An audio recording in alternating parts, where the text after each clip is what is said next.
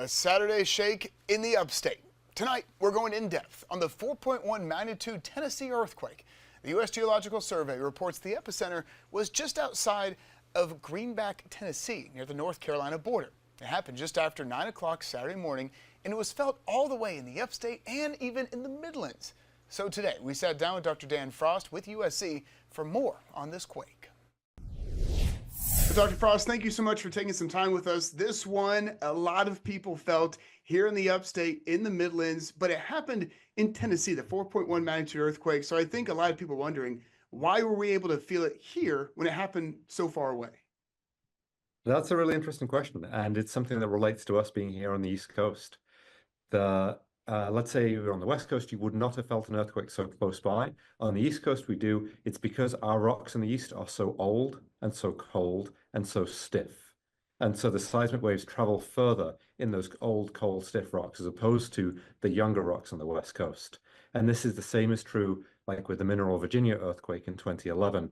People felt that in Colombia, despite that being in DC. So same kind of thing, we're on the East Coast. We feel earthquakes, the waves travel so much further because our rocks are older. Fascinating. You've been looking into this earthquake, and you said something that stands out is the depth of it. How deep was this one, and compared to the swarm of earthquakes we saw in the Midlands just a couple years ago, and why was it so much deeper? So this earthquake was about 15 miles deep. In contrast to the ones that we've experienced in the Midlands, which are on the order of 1 or maybe 2, potentially even 3 miles deep. So this is much deeper into the Earth's crust. And it's potentially, it's occurring in deeper rocks related to older tectonic activity. This is in the heart of the Appalachians. So the faults there are deep, they are extensive, they're going all the way down into the roots of the mountains. And so these earthquakes in eastern Tennessee are occurring on those deep old faults that form the Appalachians. So I think a lot of people at home may be saying, what does that mean? So does that mean that there's some sort of extra movement happening? Does it mean that more earthquakes are occurring? So how does it happen so deep? And what does that mean for us, especially moving forward? So this is entirely typical for the region. I was just looking up the past tectonic histories and past earthquakes in this area. From the year 2000 up to the present day, there have been nearly 2,000 earthquakes in this area. So this is really common. The size of the earthquake is a little unusual. There have only been 3, I think, or 4 earthquakes of magnitude 4 and above in this region. But still, it's within what we expect. It's just a little bit bigger than we've seen recently.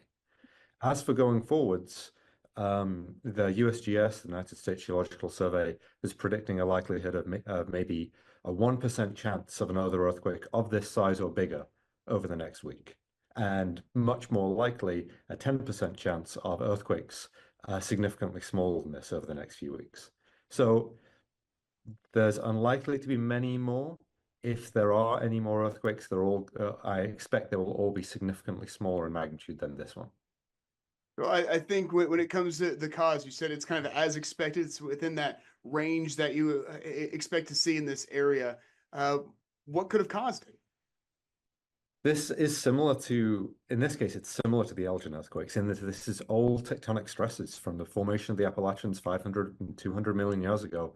Those rocks are still a bit squished, and once in a while they just move enough that the stress accumulates enough that they can slide.